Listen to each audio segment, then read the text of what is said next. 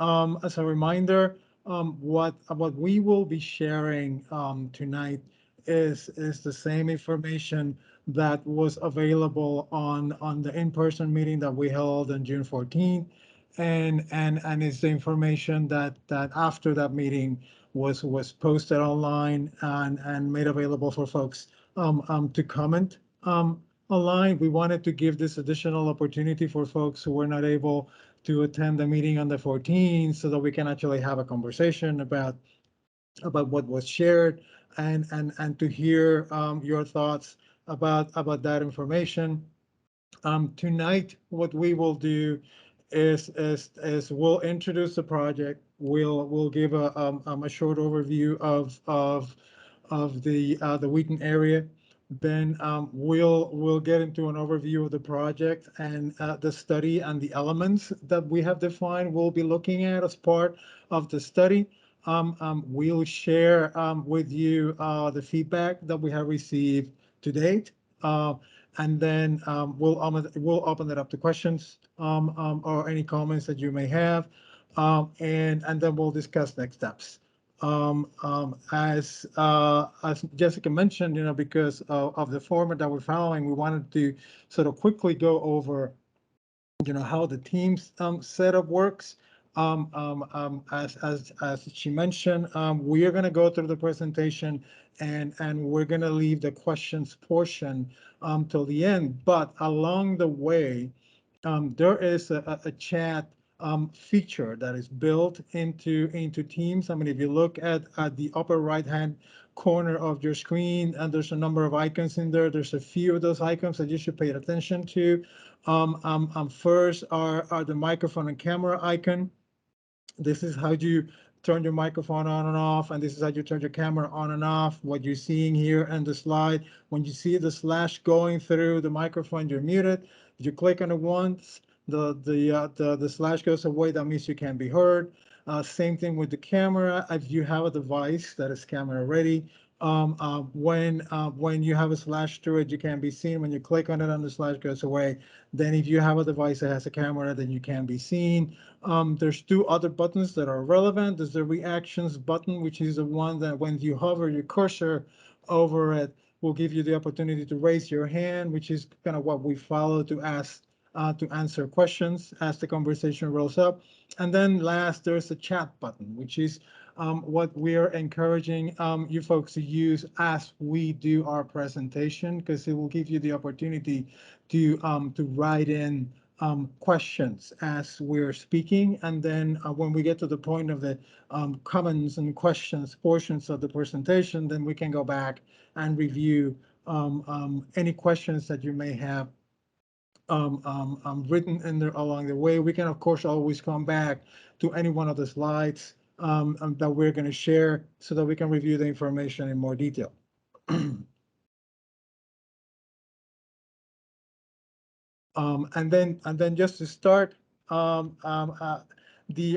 idea of focusing the study, the way we have is basically growing out of the realization that there are two types of development in the area that will at some point have to coexist with one another. I mean, the purpose of the study is to identify opportunities to bring synergies between large development and the sort of multitude of smaller properties that sit in between them, so that between the contributions of both two properties, we can start improving the public domain in the area, which needs a lot of help in certain sections.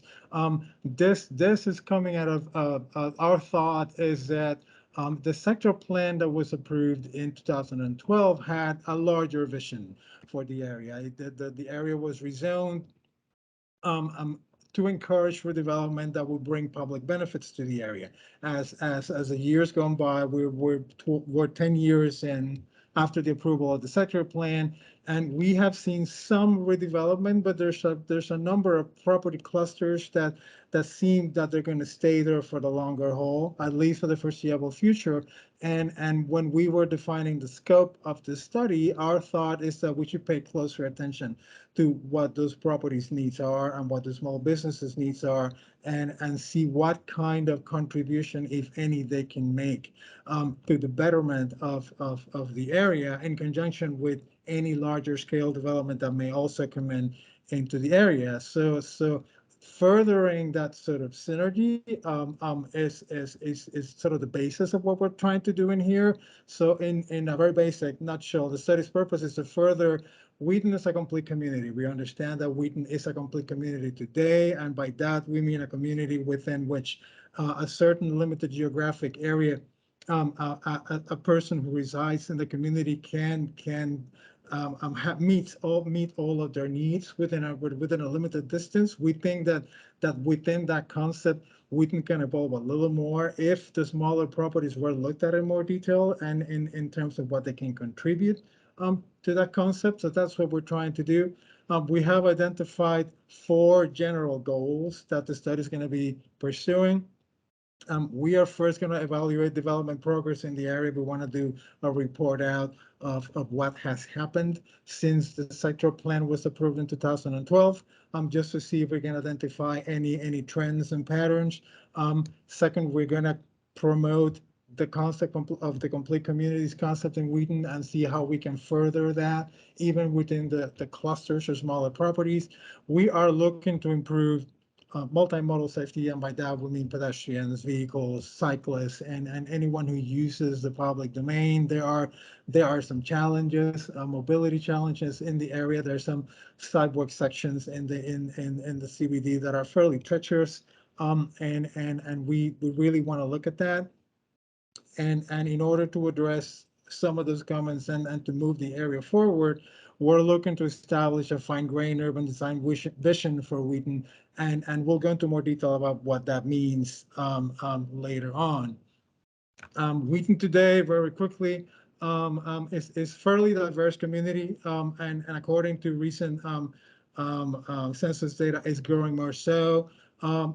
We are mostly interested in the small business community that populates all the smaller structures in the area. We find that the businesses in Wheaton are overwhelmingly small. I mean, 85% of the businesses in the area, according to data, has nine employees or less than that, and then fairly young businesses. A lot of the small properties in the area provide affordable entry-level space for a variety of small businesses, and many of the businesses in here actually rent space from all those businesses, from all the small buildings. So, which is what leads us to sort of bring a focus into those small property clusters with the study. We are also trying to bring into the conversation some of the priorities that were identified in the 2018 forum that was organized by Woodard. They had a fairly comprehensive outreach program process that had surveys that the comments identified a set of priorities which for the most part align with the kinds of things that we believe should be looking at with the study as well. They had a focus in improving connectivity between the core and surrounding communities, the core of downtown Wheaton, I mean. There's still an interest and a continued interest in creating more civic open spaces within the center. As we all know, Wheaton has a serious lack of public open space. And there was an interest on furthering, the promotional aspects of, how did you bring people into Wheaton, and how did you coordinate all the things that are happening between agencies and the various groups that have interest in doing things in the area, so that the area can move forward cohesively. Some of the comments are, I'm not going to go into each one of the comments in there. As I mentioned, these slides are all available online, and so I'm happy to come back to this and see in more detail what these where this is a little bit of a better explanation of what our goals are and what we're looking to explore. And one of them, as I mentioned before, we will be evaluating development progress to date and try to identify if there's any challenges or opportunities to development, both at a larger scale or smaller scale, in ways that it could help out further the implementation of the 2012 sectoral plan. We are strongly looking for ways to promote complete communities and expanding the notion of Wheaton as a complete community by exploring the evolution of smaller properties within the area so that the development that comes in is not necessarily of the larger scale format. We are looking to improve multimodal safety. One of the things that we're looking to do is to update the Wheaton streetscape standards. And we're also going to try to establish, by doing that, um, um, goals that are compatible with the type of development opportunities that are existing within the area. And then we will work in creating an urban design development framework that basically builds on the relationship between properties that can develop in a larger format and properties that may not redevelop in the near future, but that could benefit from the public benefits that may be delivered by properties that are developing. And then we're trying to bring all those together by using the study to do that. Um, Now, starting with the elements that the study wants to cover, we put together the slide just to illustrate and quick format, the kinds of the kinds of development that we have gotten since the sector plan was approved in 2012, and there mostly have been larger format. I mean, they're few and far in between. The projects that are shown in here, all the Metro Point and the Ashton projects were done before the sector plan was approved.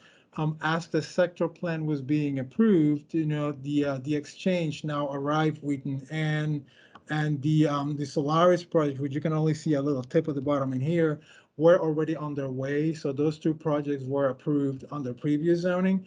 After the sector plan was approved, we had the George, which is an office conversion that expanded the building and converted it into residential, and we have the Ava Wheaton project, which is further up in Blue Ridge, which is another residential project. Today, we just had the first round of approvals for Wheaton Gateway, which has a sketch plan approval at this point. And other than all those residential projects, the only other project that has happened was our own headquarters, which was built on parking lot 13 and delivered the Mayor Fryer Plaza, which is right at the top of the metro entrance stations. That's in a nutshell the types of projects that have happened in the area. But even in between all those, we still have all those clusters of smaller properties that, because many of them are individually owned,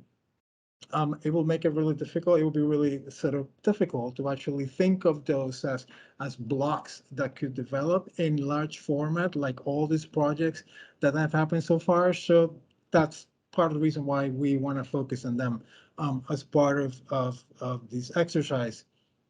Complete communities, the priorities in our case, as I described, is to further the urban district as a complete community, and to include in that conversation support for small businesses to improve the public domain and increase foot traffic so that the smaller businesses can benefit from this. Some of the things that we're doing to study this, as number one, we actually have engaged a consultant that is doing a market analysis of the area to understand what is the potential of smaller properties in the area to do more than what they do today.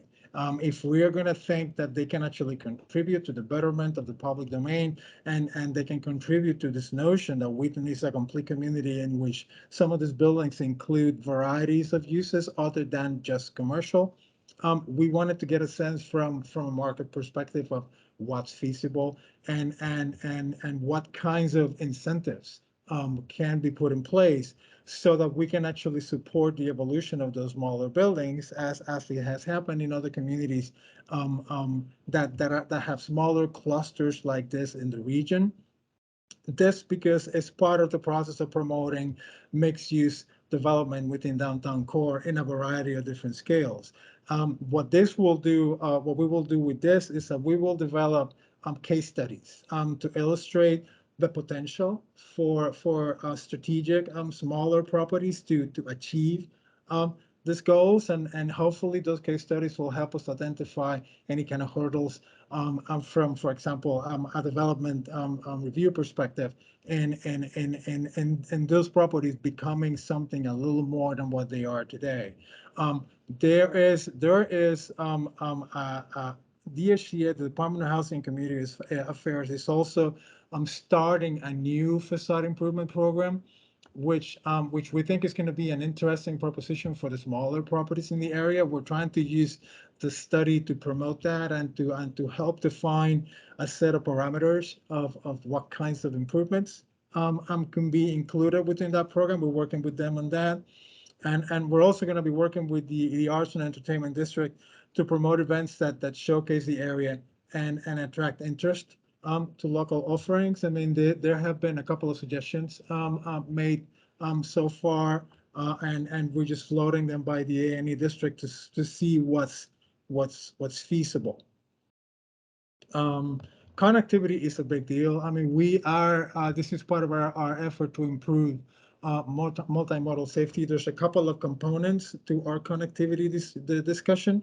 Part of what we have attempted to get out of our public engagement, we actually did get a number of suggestions from the June 14 meeting, as we want to develop better connectivity between the core of Wheaton and the communities that surround it.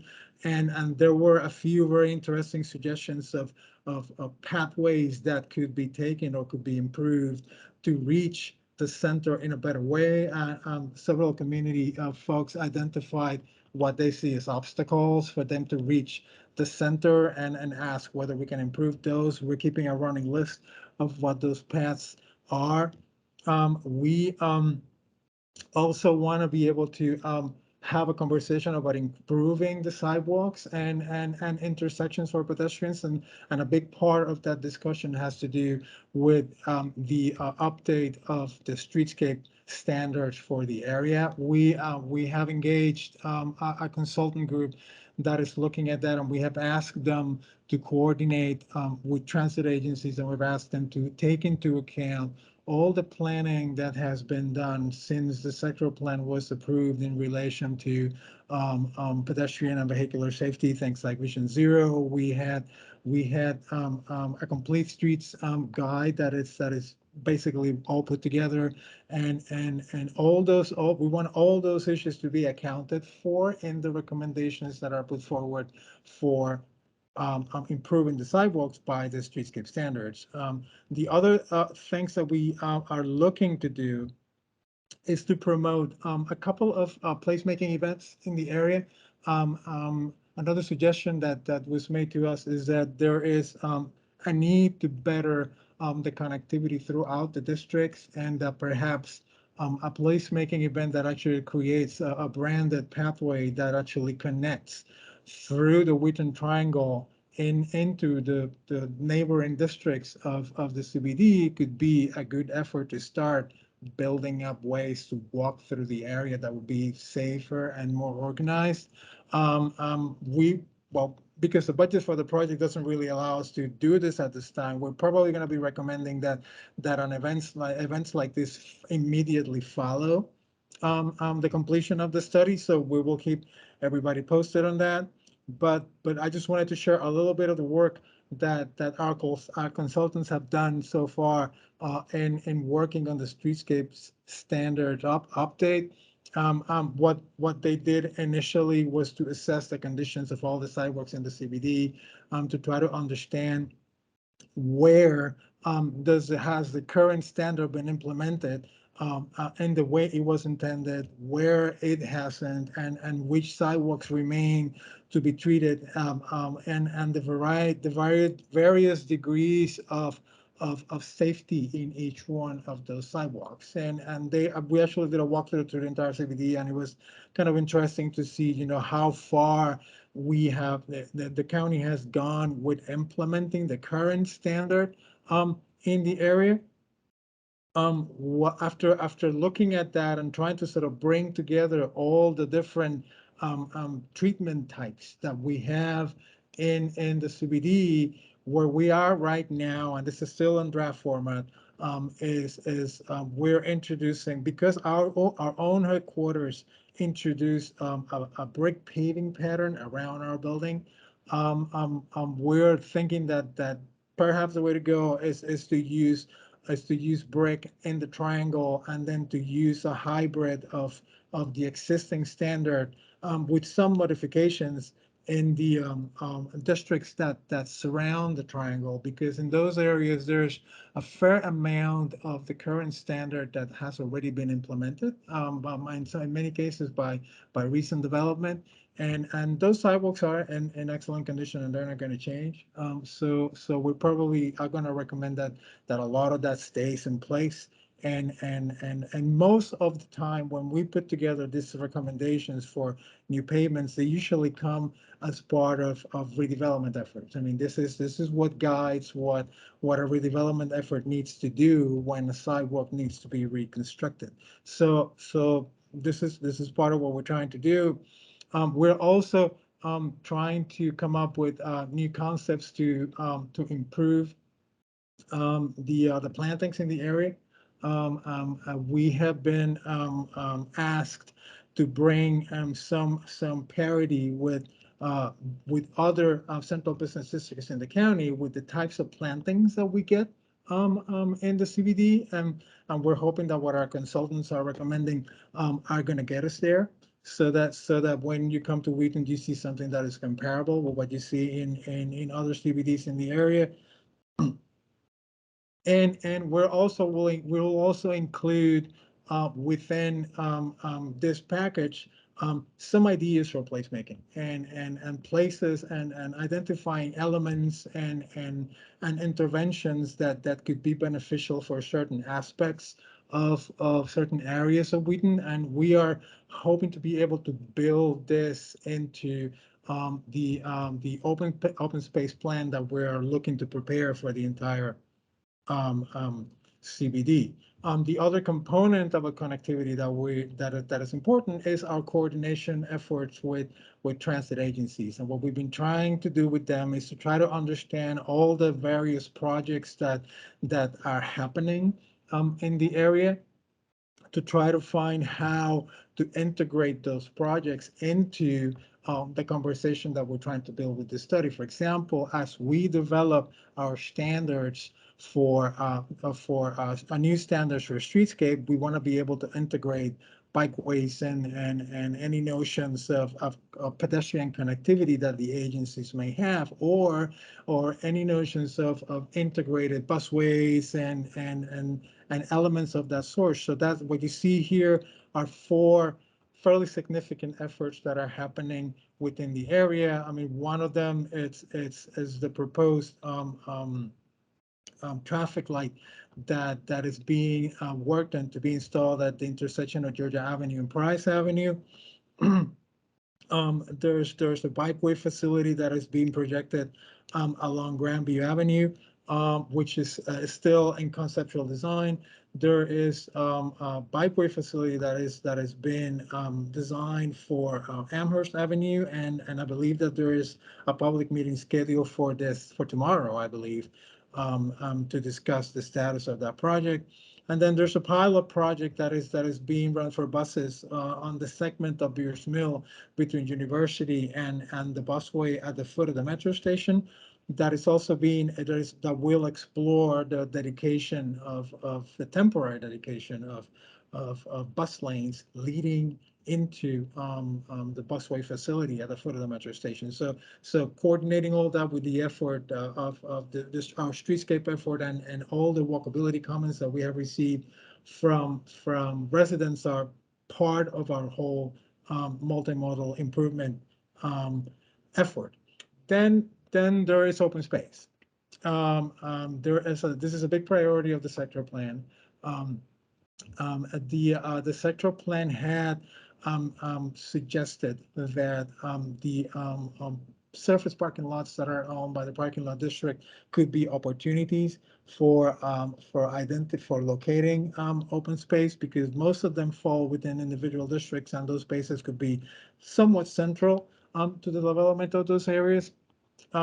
Recently, as you may or may not know, the county executive has opened up all those properties for development of affordable housing.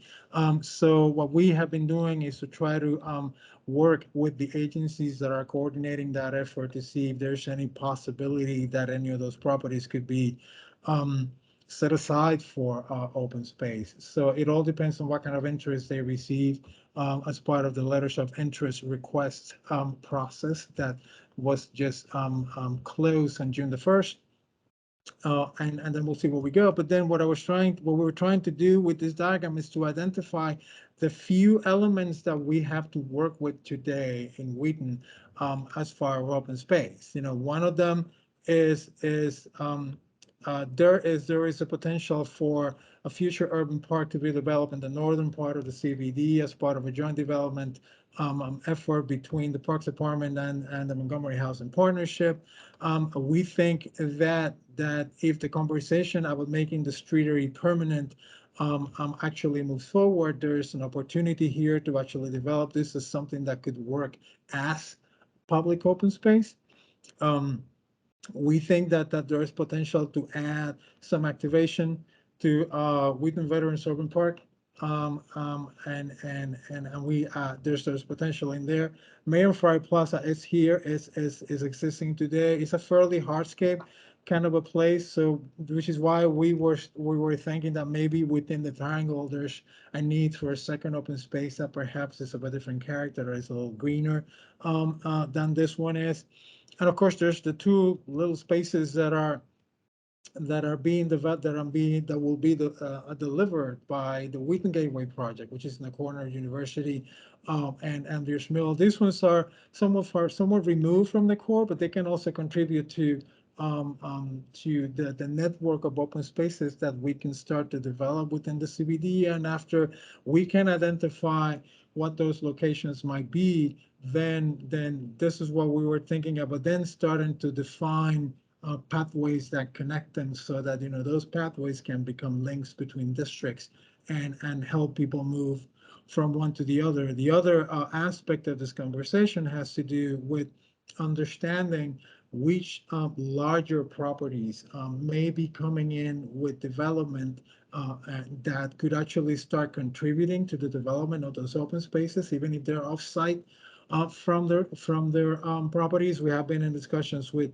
WMATA, who is looking to see feasibility, if development in their holdings is feasible, and we're talking to them about potentially locating open space away from their property. We're also talking to the folks from DGS who are looking at the affordable housing opportunities in the parking lots today, to see if there's potential to cluster any open space requirements for the smaller properties in a strategic location somewhere else within the CBD, so that we can get open space where we would like to have it.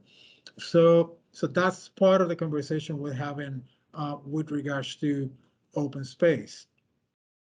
Uh, and then our urban design discussion will focus in trying to identify areas that need improvement today, and try to use those key areas as sort of cornerstones within districts, so that other things can start to happen. So rather than trying to come up with yet another sort of grand urban design vision for the area, we're trying to be more strategic about what's needed, and how what's needed can start to push other things to happen within the area. For starters, in that conversation, we have identified 3 locations that initially we want to focus on. One of them is the frontage of along the west side of Georgia Avenue between Reedy Drive and Ennals. Is probably, a portion of this is probably the worst area for pedestrians in Wheaton today, and we would really like to see something happen in there. Second, we want to provide suggestions as to what can happen if in the long term the street area were to become open space or a more permanent space. I mean, we're recommending that it become a shared street, and we have some examples to share about that. And we really like the idea of being able to add more activation to Veterans Urban Park, because we think that there's ways to do that and still be respectful to the monument that is there. Um, these are some of the examples that we shared in the meeting in the 14 to improve the frontage. I mean, along Georgia Avenue, there's some real challenges in here, particularly with overhead utilities. But we think that there's potential for making this area safer for pedestrians, which is our biggest concern. And here there's a lot of issues, and there's really no safe place for pedestrians to walk.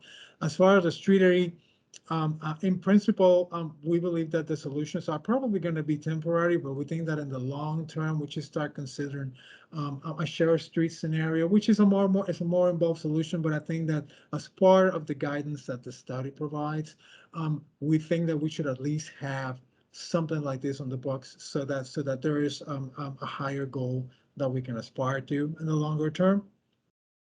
And then, of course, we have looked at areas within Veterans Park where we can actually improve, for example, the edges of the park. We think that more seating could be provided. We think that there are green areas that could actually be sculpted so that you can actually have different kinds of seating so that the park can be used a little more than it is today.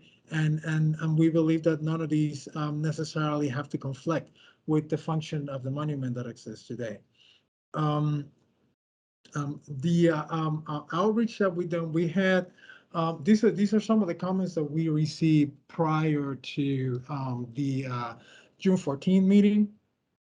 And in general, um, they they have to do with improving walkability in the area, identifying connections, which is something that we have been trying to do from the get-go, defining a pedestrian connection between districts, which is what we're trying to promote, what we will try to promote with that placemaking event that we mentioned, and improving in street intersections, which many of them are very difficult to cross today.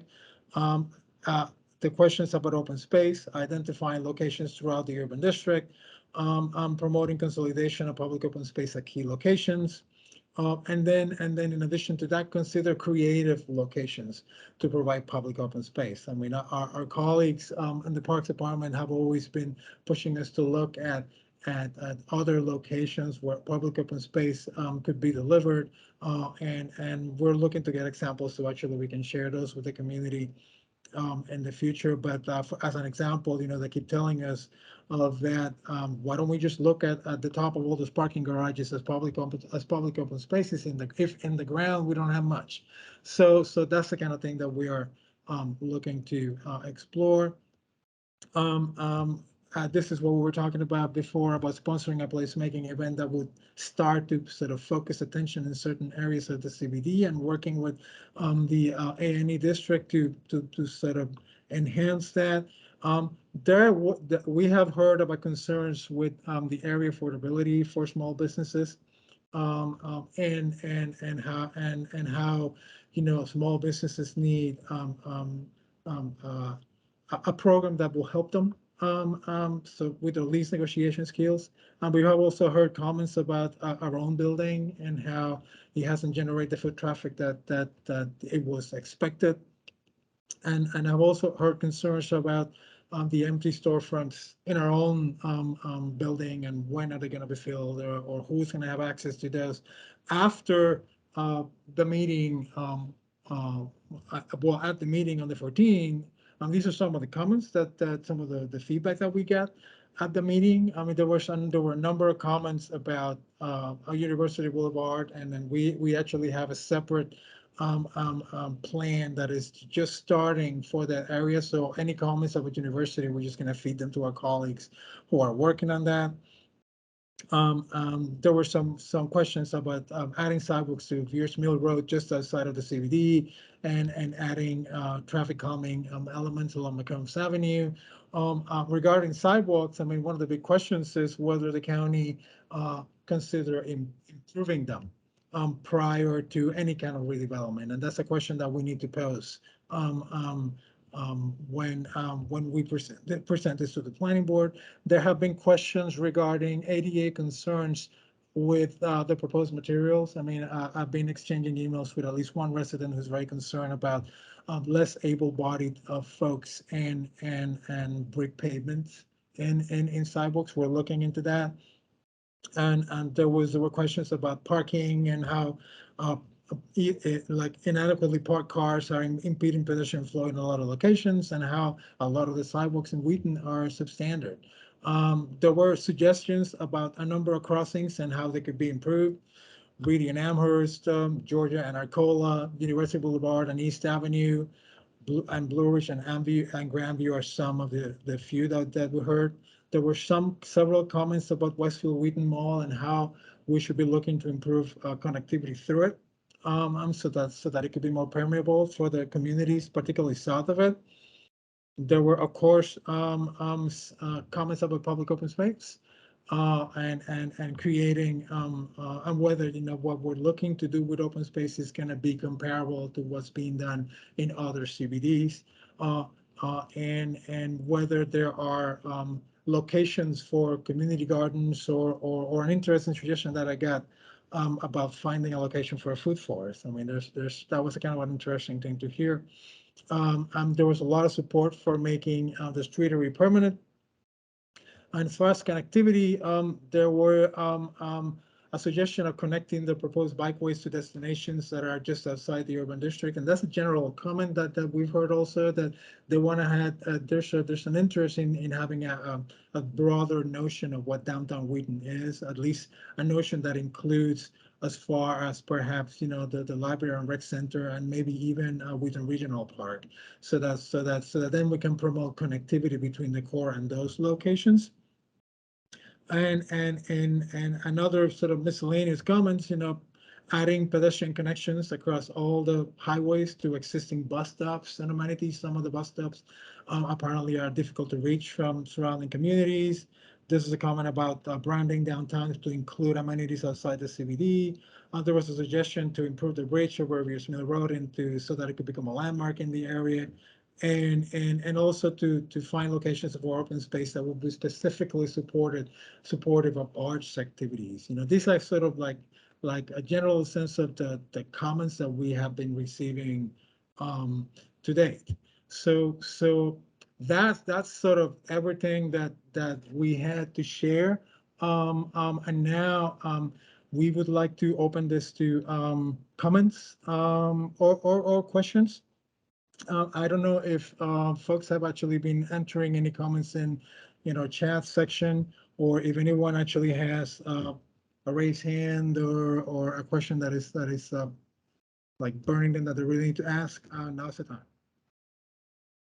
Hi, Luis. This is Jessica, and I've been trying to respond to folks that had questions in the chat. But one question that I have not responded to yet is, when is the consultant group study on the Wheaton Streetscape Standards Improvement going to be available, and how will we know of its release date? Actually, I just talked to them today about that. I mean, it's like they're going to be providing a draft of it to us um, early this coming month in July. And what we can do is that when that draft is available, it'll have all the components that they're looking at. We'll need to review it for completeness, but we can make it available to you folks for comments. So it'll be at some point on the month of July. Thank you. And I'd also just add, I can drop a link to this in the chat, but please do, if you haven't already, sign up for our Wheaton Downtown Study e-letter, and that way you can make sure that you're aware of any meetings like this, or any deliverables, or products that are available for review. We'll make sure to post in our e-letter as well. Um, do folks have, I've been trying to respond to questions as they've been in the chat. Um, but if, if you still have sort of a follow-up question that you'd like some clarification on, please don't hesitate to raise your hand and ask your question. Or for those of you that perhaps haven't added anything into the chat so far, if you'd like to raise your hand and ask us any questions that you might want to, or provide any feedback that you might have at this time. And I see that Greg Golden has his hand raised. So if you'd like to unmute and ask your question. Thanks. I might have missed it, but I know a lot of high rises are going in, and I understand that. I'm a long time resident of the area. Will there be an attempt to have some diversity of heights of buildings? Keeping some of the one-story buildings, even if refreshed or rebuilt. And that's part of the reason why we're doing the market analysis that we're doing on the feasibility for enhancing the smaller properties, because what that's all about is that we have clusters. Wheaton has clusters of smaller properties that are probably not going to redevelop in the longer haul. So what we're trying to do is find out if that diversity that you're actually talking about, it's feasible in those locations. And where we find that it is, we're going to develop case studies to illustrate that as potential. And those case studies will help us do two things. One is illustrate what's possible, and number two, identify what kind of sort of hurdles a small property may have to go through to do a smaller kind of development, not a real high rise, and a small property, so that perhaps the study can address those hurdles, so that we can actually start looking into if how to help them out. So definitely yes, that's what we're looking to do, so that we can actually have a variety in the types of developments that we have in the downtown Wheaton area. Okay, great. Thank you for that answer. Luis, we also have a question from Lisa, and she's asking about if you could give an update on the performing and cultural arts. And her question is, at a charrette before the county building went up, it was mentioned that a multi-use performing arts space would be an excellent economic generator, particularly for the small restaurants in the Triangle beyond. Has there been a census of performing and cultural arts accessible spaces that can attract visitors? And how can Wheaton attract performing arts groups, music, concerts, theater, dance that will also bring in visitors? Could you talk a little bit about the status of the county's efforts on the performing arts and cultural arts space? Yeah, the county, the Department of General Services, they actually have been looking at this for some time. I mean, they actually engaged a consultant a few years ago to actually look at the area and identify the need, define a program for the facility. I mean, they're calling it the Wheaton Cultural Arts Center. And I believe that at this point, they're going through a site selection process. I mean, they're analyzing, I believe, is three different locations where this facility could be located. And I also understand that recently they went before council to actually ask funding specifically for that, so that they can complete their site selection process. I don't have a schedule of when that process is going to be completed. I think it will depend on whether any of the locations that they're looking at right now turns to be feasible or not. I mean, if those are not feasible, then they probably will extend the stuff a little more. But at this point, they already have a sense of what the facility might be and how big it might be, and they're just trying to find allocation for it right now. Thanks, Luis. And I'm actually going to add a link in the chat to the county's website for facility planning and site selection that has more detailed information and links available to all the work that they've done to date, including the program of requirements. So if folks want to dig in a little bit deeper on that, you'll have some resources to do so. And I see Omar Lazo has his hand up as well. Yeah, thank you, Luis, for the presentation. I have a question regarding walkability. In 2019, we did a walking tour. One of the biggest issues that we have is that we have a lot of telephone poles that sit right smack in the middle of our sidewalks.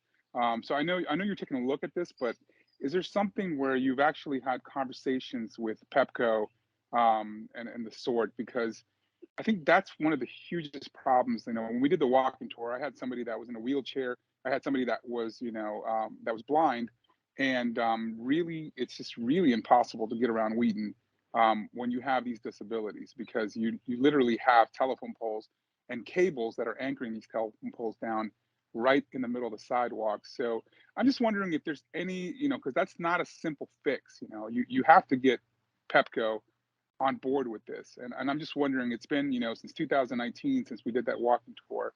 And I'm just wondering if there's been any kind of, advance on that, on those issues. Yeah, thank you for the question. Like part of what we're looking to do with identifying those areas for improvement that I mentioned before is to start putting a list of the things that need to happen so that those areas can improve. And what we're hoping to have is a conversation specifically about that, because some of those areas actually cannot be improved unless there is a conversation about the overhead utilities, particularly in the area that we want to tackle, which is, those businesses that are on the west side of Georgia. Even if we wanted to say improve the sidewalks and leave the poles alone, I mean, it's not doable because they're smack in the middle of that. So we're gonna we're gonna list the elements that we think need to be covered, and we're gonna bring those and try to have conversations with the folks that are hopefully gonna be able to help us with this and see where do we go. I mean, we need to also we're gonna have a briefing with the planning board in July where we're going to be sort of raising all this questions and all these goals that we're looking to achieve with this, and we're hoping that the planning board will have some suggestions for us, to be quite honest, because that's a real big issue, and it happens not only on that stretch front along Georgia, but it happens in a lot of places throughout the CBD. You run into electrical poles all over the place, and it is a concern. In some areas, it's worse than it is in others, but it is all over the place. So yes, that's something that we want to look at. And can I just have one more follow up? You mentioned light at Price. That, from my understanding, I think that was when I was on WUDAC, we were talking about that. That was supposed to be installed, I think, last year. And I just haven't heard any updates, regarding that light there, because that's probably one of the most dangerous intersections in Wheaton. Yeah, let me see. I asked an update on that before the June 14, and what I was told is that they are working on that, and they are pending. There's a design sign off that needs to be granted by the state for them to move forward. It's definitely moving forward. I don't know exactly what it means. How long does it take for the state to sign off on the design of the intersection? But they are working on it. Thank you.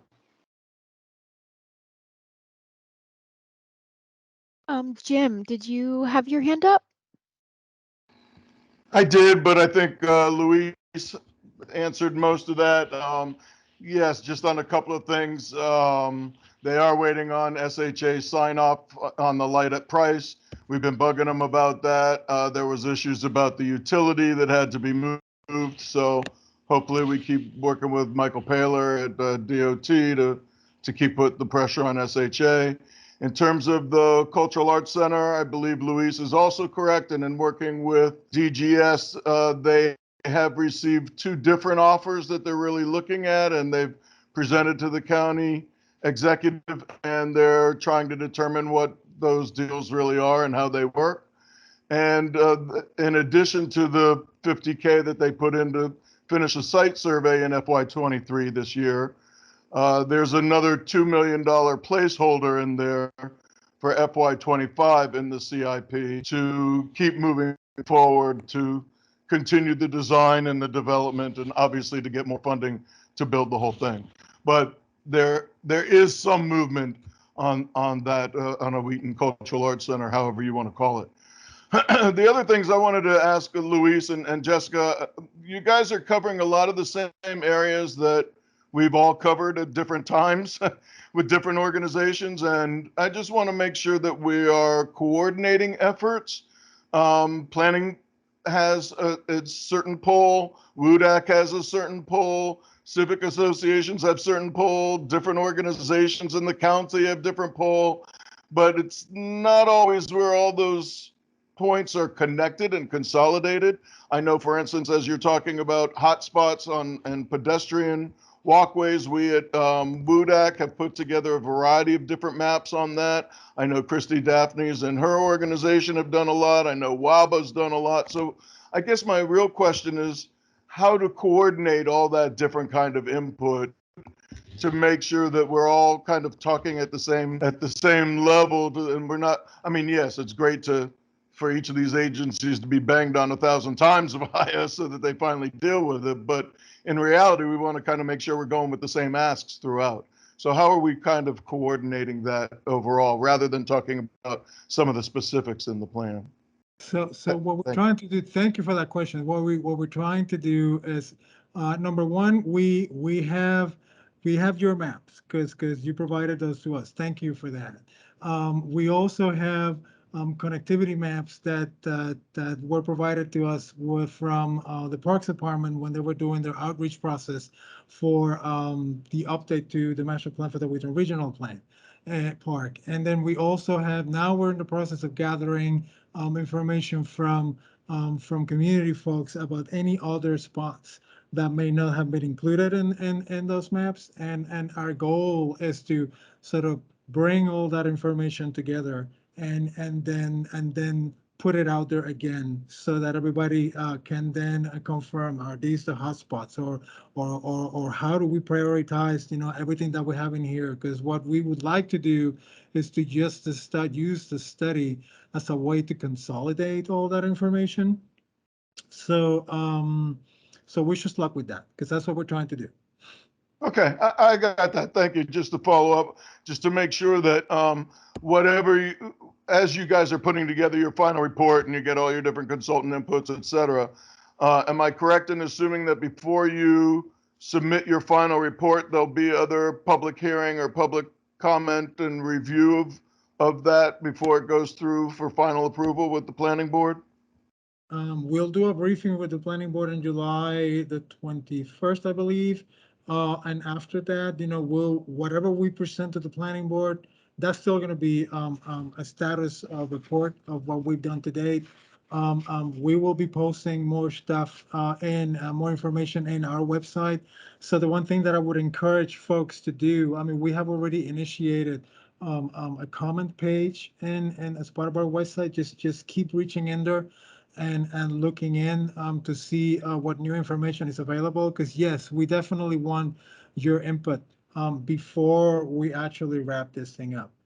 Because it's going to be the only way that we can actually make sure that that level of coordination that you're talking about is achieved. So we are trying to use our webpage for that. So we'll make sure we'll talk to our communications folks and we'll figure out ways to make sure that you guys are up to speed as to when new materials are posted so that we can get your comments in a timely fashion. Yeah, that's great, Luis. Rather than assuming that we are going to go check the website all the time, if you have some way to communicate with us via email or the Mid-County newsletter that goes out and, make sure that you drive people to the website when there's new information, that could be very helpful. Great. Thank you so much. I just want to build on that a little bit because we did have a question in the chat that from Thomas that was which Wheaton residents or Wheaton businesses were consulted for this plan. It has a top-down driven feeling. And I'm going to sort of start to respond to that, and then I'll ask Luis to jump in. As Luis mentioned at the beginning of the presentation, this is really a study. So that is different from a plan. The Wheaton Central Business District and vicinity has a sector plan that was approved in 2012. And what this study is doing is really trying to build on the recommendations of that 2012 plan, as well as a lot of the community dialogue and the conversations that have happened in the intervening years. And Luis mentioned the 2018 forum. That's another example where the community came together and said, these are our priorities, many of which aligned with the recommendations in the sector plan. The walk that Mr. Lazo mentioned is sort of another one of those examples. And Jim, you just mentioned, that a lot of other agencies are having a lot of conversations. And so how do we make sure that all of these pieces are coming together? And that's really what we see the role of this study as being is taking all of the conversations that happened in close consultation with the community over the last decade and identifying opportunities or capital improvement projects or specific recommendations that can move some of those things forward into implementation. So really this is intended to build on all of the work that's happened over the last decade and make some improvements on the ground. Luis, I don't know if you have anything that you'd want to add to that, based on who's been consulted for this effort. And yeah, and what we have been trying, because our focus has been, um, we are not looking to change recommendations from the sector plan, and we're looking to further their implementation. And as Jessica mentioned, because there has been a fair amount of conversation on how to prioritize those recommendations over the last few years. We have been focusing on those conversations and trying to advance them, rather than asking the same questions again, because we think that at this point, there's a fair amount of information out there about what the community wants, and that they participated in a number of forums, and we're still out there talking to people. That's the reason why we had the open house we had in June 14. That's the reason why we're here today, because we still want to be able to sort of reach out and find if there is anything that we're missing. But I echo Jessica. Is there's a fair amount of outreach that has been done, even before we started the study. So we are basically just trying to build on all of that. But we're open to any suggestions. If there's anything that we're missing, if there's anything in any of those efforts that you feel we still need to consider that was not discussed, then by all means, reach out to us.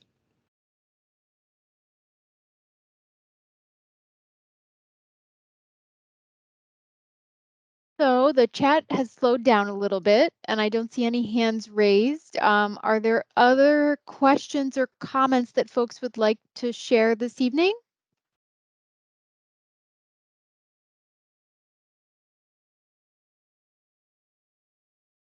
All right. So Well, Jessica, sorry, just oh, quick question. When did you think that it would be appropriate early fall for you guys to come back to WUDAC with presentation and final and updated report? yeah, I mean, I think that early fall, September, October timeframe is probably appropriate because as you can see on this slide, and Luis, you might want to sort of go into a little bit more detail, but we are anticipating that we'll have the consultant work on the market analysis and case studies complete. And so it would probably be appropriate for us to come back to WUDAC, following the completion of those efforts to talk with you all in more detail. Yeah, that's correct. By, I'm anticipating that by, early September, we will have reasonable resolution on the results of the market analysis and then the case studies that were developed by then. The streetscape standards, well, the streetscape standards are going to be in draft format already in July.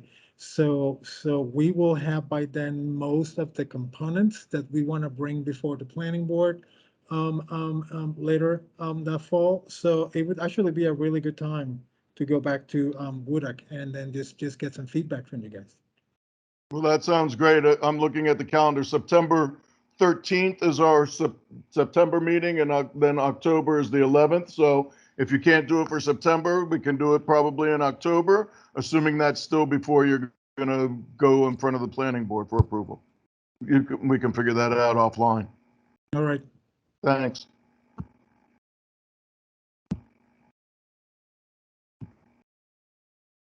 So are there any other questions or comments? Chip has his hand raised.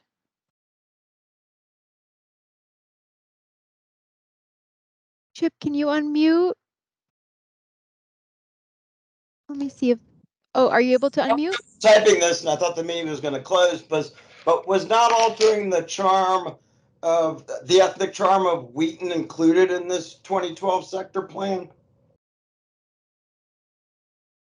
One of the priorities have always been to maintain the character of the area. And when Look, Louis, when was the last time we talked about these tables on the corner there?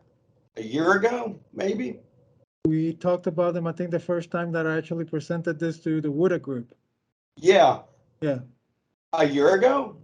Don't remember. It's like maybe a little bit less than a year, but about whereabouts a year. Okay, this is a real simple fix. Why can't y'all get behind it?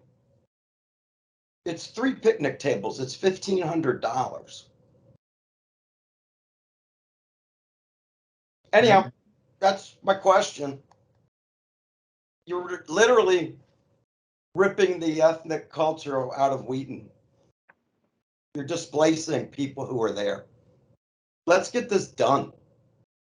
What's the plan? Well, thank you for that comment. That's a question.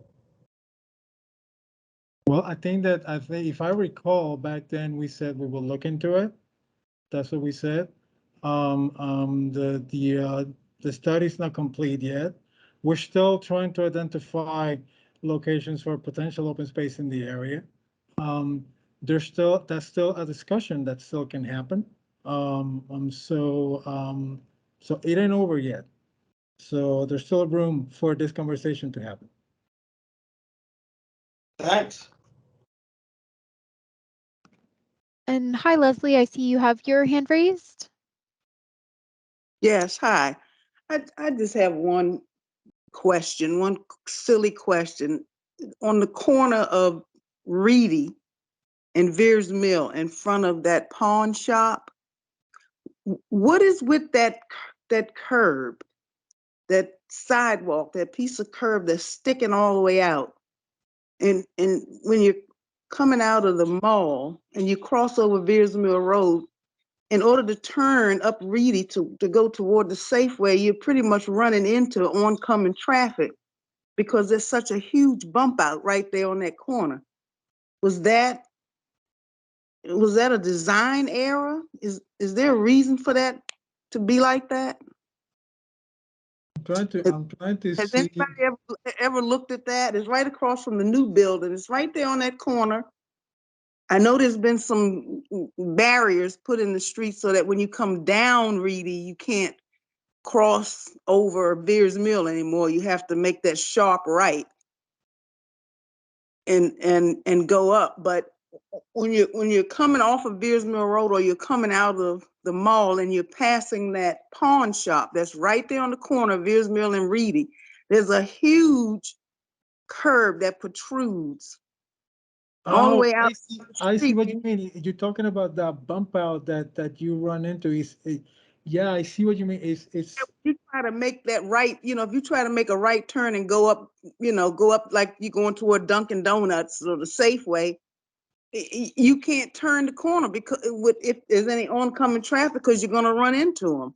I I think don't understand that huge bump out. I mean, I can't speak about, the thought behind it, but when I look at it, it looks like it was intended to direct traffic in a very specific way. And Yeah, I I, have I have heard the comment that you're making before, that a lot of people are running into that curb quite a bit. So it's it's interesting that you're bringing it up. I mean, I'll make a note of this and I'll try to figure out who did you pass this coming on to, because that curb actually is pretty recent. I mean, it I hasn't been in know. place for that long. Yeah. That's why I was wondering if it was a design area. You need to be able to turn that corner without, the potential of running into people who are coming down Reedy toward you. And that's what happens. And a lot of times if people are coming down, traffic starts to back up because you can't turn that corner. I'll ask the question. It's a good question, and you're not the first person to ask. Good. Okay. Thank you. All right, sure. Okay. I will just say that, not that I agree or disagree, because it is a very difficult turn there. I believe the rationale they said was that it was for traffic calming. So in other words, you're worried about, cars running into each other. They were worried about people getting killed coming down Reedy and people moving very quickly. I think that was the Uh-huh. rationale for it. It may be a poor design, but I think that I was the understand. reason. As an engineer, it just kind of bothers me, but I understand. If that was the intent, it definitely calms the traffic down. No doubt about that. I just thought it was a bit much, but it is what it is. So We'll thank you ask the question. for We'll that. ask the question anyways, because I actually want to know for myself. Okay. All right. Thank you. Sure. And I see Diane has her hand raised. Hi, yeah, I just wanted to add some input that I just love the idea about tables with, for checkers and for chess, and to put them in areas where, we have some park areas, and to integrate that with the programming schedule for Wheaton. So we could have a checker tournament or a chess tournament, and where you can have, you can change the grading of that Wheaton Veterans Park to have more alcoves and tables. You could have tables for checkers and chess there as well. And I think it would be awesome if in the Wheaton Veterans Park, because that's sort of the biggest area near the high rise, but to have like a morning Tai Chi. You could probably have, a volunteer leader to do that. So it wouldn't even cost money for programming. But when I look at other places like, um, uh, what is it, the North Bethesda group, they have like a Saturday yoga, and a lot of places have, yoga. And yoga's hard though. You have to either bring a mat, and some people need more cushioning than just a mat on the floor. But Tai Chi is, primarily you're standing, and, Mhm. and anyone of any age could do that. And I think that would be, a great thing to implement, where you have some space in Wheaton. Great. Thank you for that comment. I appreciate that. Thank you. All right. Louise, I think we had one more slide that had our contact information on it in case folks want to reach out to us directly with any other questions, comments, or feedback. And we do have a link to the, all of the slides that you've seen today are available on our website with the ability to agree, disagree, and provide comments. And so if there's anything that you want to reiterate that you've mentioned today, or, if you're sort of walk away from this meeting and you think, wow, I really wish I would have said this, please don't hesitate to reach out, either by contacting us here or by completing the feedback form that's available on our website. And I'll drop that one more time in the chat just so it's fresh for everyone. And we really, really appreciate all of you joining us tonight. Yes, thank you very much for all the feedback. I mean, this is going to be very helpful for us, and we'll make sure to keep everybody posted about any updates to our website to make sure that we can keep the feedback coming. But thank you for being here tonight. We really appreciate it.